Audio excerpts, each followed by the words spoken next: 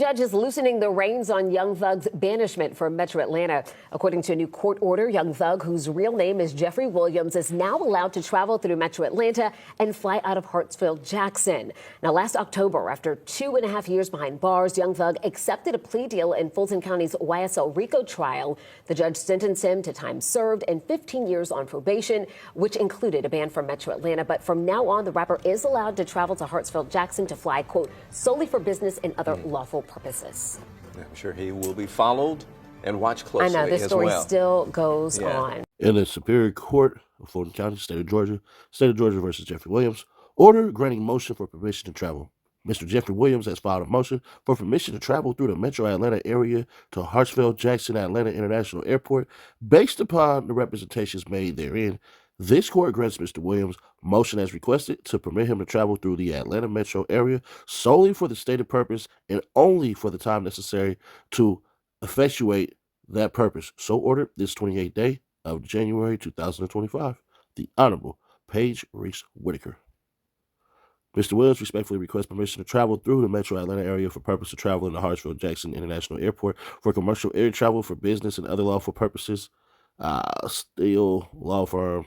And then Mr. Williams seeks to travel as soon as Tuesday morning, January 28th, or in the days thereafter, if this honorable court grants permission to do so. Mr. Williams' probation officer, Kerry Mock, has no objection to this request, wherefore Mr. Williams respectfully requests this honorable court to grant the above requested relief this 28th day of January 2025. Respectfully, Brian Steele. Here's what I believe happened.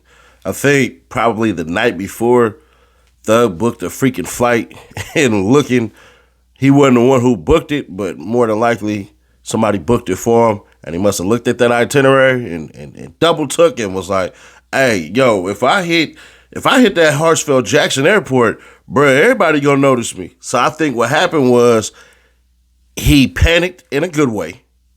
All panic is not bad. And was like, let me hit up Brian Steele real quick. Let me send this out real quick. Brian Steele sent that out to Paige Reese Whitaker. Paige Reese Whitaker was like, it's cool. You only going through the airport, bro. So, But they did say, kind of didn't sound like they were saying if he's driving through, he can drive specifically only to the airport too. That's what it sounded like to me. So, yeah. And I ain't going to hold you.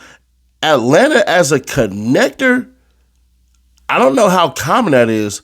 I know that Charlotte definitely, but I don't know how common it is that Atlanta is. But I don't know. I'm not traveling like Thug is traveling from Miami, flying all the way to doggone anywhere. So it could be. I mean, Hartsfield is like top 5 biggest in America anyways. I think it's like number 3 or number 2. But there's that.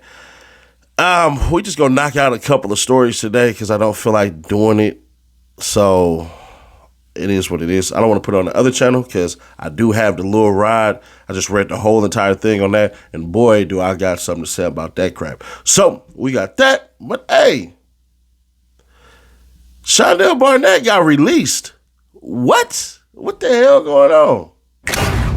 We have new information in the killing of a Memphis rapper, Young Dolph. As the Shelby County DA's office continues its investigation of Justin Johnson, Shundale Barnett became a person of interest due to Barnett being with Johnson at the time of his arrest. The DA's office later determined Barnett was not involved and he will not face charges.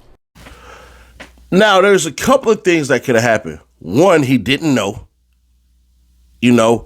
It's been proven in court that your man Straight Drop was just using people. That man's brother should have had 0 charges. He knew nothing.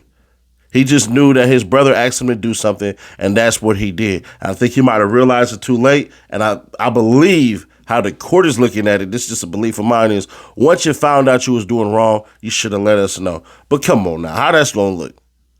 Anybody turning a brother in would be insane unless your brother touched on kids or, X'd out one of your family members like your mom and daddy, grandma and grandpa. But even then, I want to get my hands on you myself. So I believe that either it was proven through like text messages or something like that, that buddy ain't know nothing about nothing because it just is what it is. I don't know too many people who sitting up there watching the news every single day like we used to when we was kids.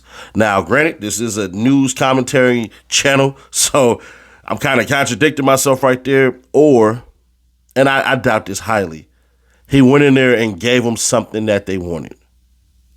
Maybe a cell phone, maybe a this, maybe a that, but that kind of doesn't make sense because of them getting picked up in Indiana. You bag and tag that stuff into evidence. Maybe he claimed the phone was his or something like that. I don't know. That's one theory that's out there, is that he gave him something that he wanted, but then again, it doesn't make sense based upon the way that the prosecutors have been behaving. You got to remember, Cornbread ain't been sentenced. I did see that Jamarcus Johnson was son up the river. I mean, not son up the river, but his time was basically sat it down to probation and time served, and if you mess up, you're going to prison for the next 6 years. So there's that. But even in that, they still had that man pose a bond and all this crap and travel restrictions and all that stuff. So he wasn't even looked at as a normal individual. So they still had him under law. If they were willing to do that to his brother, who, from what we've seen, I don't know if y'all believe it or not, but I don't believe his brother really knew nothing about nothing. I believe eventually he kind of gathered on and then it was too late. But other than that, yeah. So I don't know about Shundale Barnett and what happened, or it could be.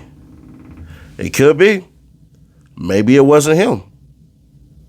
Maybe it wasn't him that got that car, but that doesn't make sense either, because you got the rental. The rental's going to have your ID and stuff like that. So them saying that they seen him do it, yeah. I'm processing it and stuff like that, and I think he was just able to show evidence that he knew not what was going on. I think that's what ended up happening. He probably had some text messages or something like that 100% contradicted what they said, or they just realized, you know what, it's just a waste of money.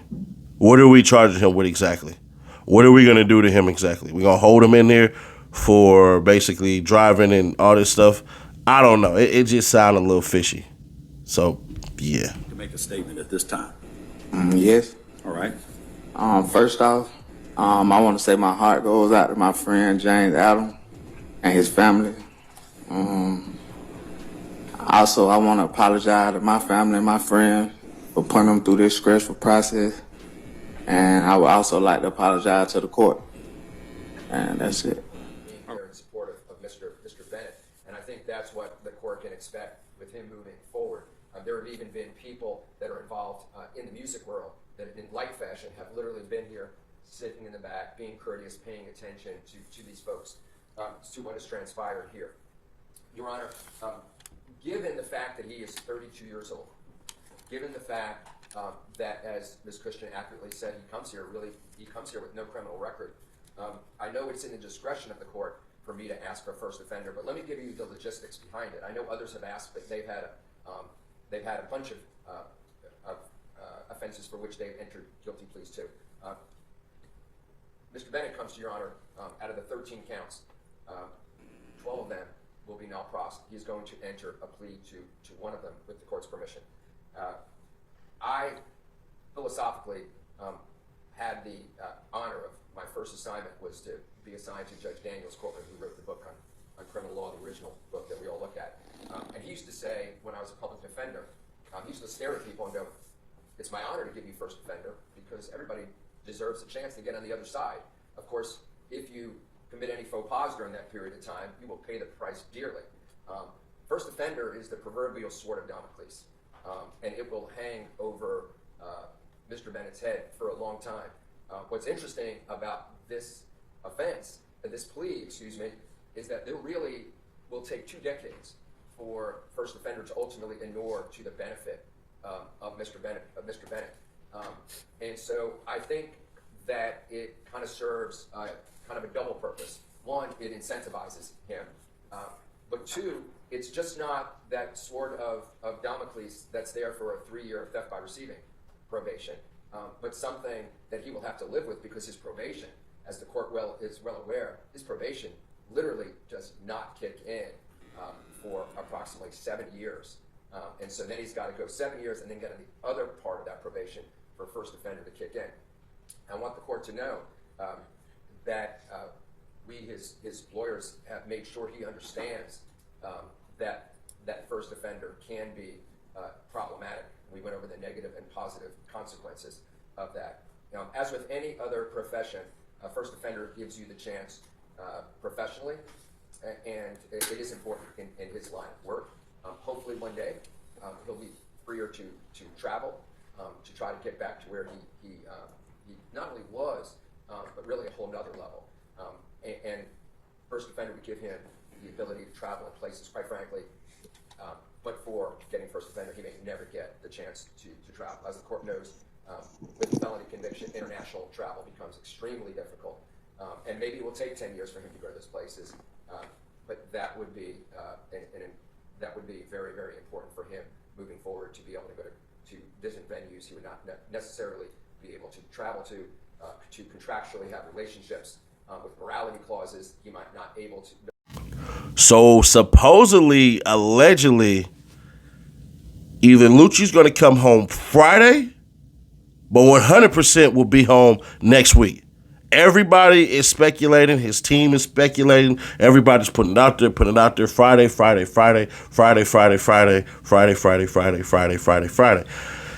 Listen, there's a couple of questions that exist for Lucci, right? What are you going to do? The last we seen of Lucci, he was apologizing to the courts and everything like that, and whatever.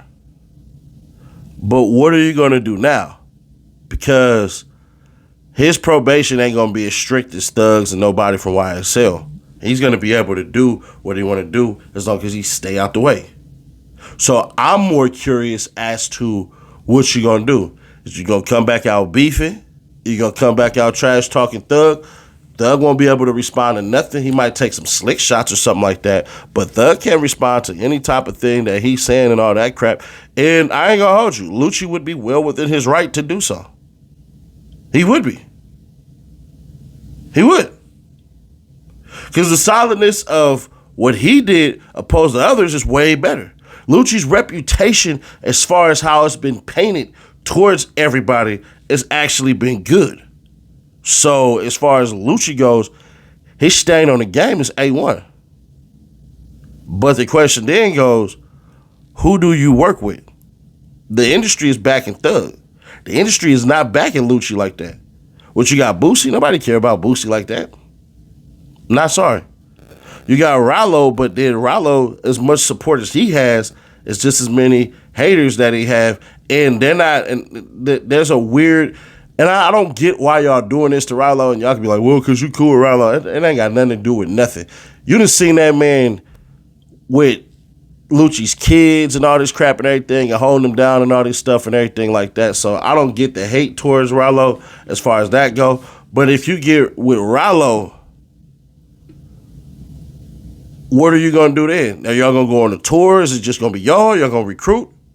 You're going to make a new sound for Atlanta? Like, What's the game? If I'm Lucci, this is just me. First day out, of course. But I'm going to put pedal to the metal, make club songs and stuff like that. That's what's missing right now. All this gangster rah blah blah. As soon as I hear about cats talking about shooting up and all this stuff, and it's not even creative, I'm turning it off. Been turned off of rap music for about a year now.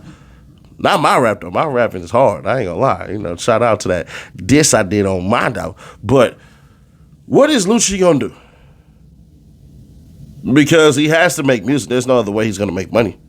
Nigga like 5'6". So there's that. But as far as Lucci go, bro, I don't know. It's a perplexing thing. Because if you come out and you declare peace, you're going to look soft. If you come out and declare peace for some, you're going to look good. The way in which you declare peace, hey, it is what it is. But then street code says, bruh, you a nut was like this, so you can't forgive them cats. Because the belief is that somebody over there on the other side did something to your big dog. Can never be cool with that. It just is what it is. You may avoid them, you may do this, you may do that, but ain't no way on God's green that you can sit up here and push peace and get cool with cats just because of the perception of what the streets is. And from how Lucci's been operating, he been keeping it street in the most positive way. So I don't know, man. It's peculiar at best. But if I was sitting in Rollo's face, if I was sitting in Lucci's face, and he asked me for advice, which he's not, and which he wouldn't, I would tell him flat out, bruh, change your image. Change your image. You got to get back to what YFN is supposed to mean. YFN is supposed to mean young, fly niggas. Where the flyness at? Where the cars, where all this stuff and everything like that. You got to get back to that, because the gangster stuff and stuff like that, bruh, y'all been going to war with niggas and nobody's won. Nobody's won. You either in prison, on parole, or probation. Everybody. And now it seems like the bag is, let's try to get an interview and see who's going to pay us between $10,000 to $20,000. I'll tell you right now, Ceddy Nash ain't got $100 for it. So that just is what it is. But that's the goal. That's the plan. That's what it looks like. That's what it seems like. It's unfortunate, but that's the unfortunate part of life as it exists right now for these individuals. So, who knows, bro? Sure to keep your people aware, subscribe to that bell, stay notified, and I'll catch you on the next one.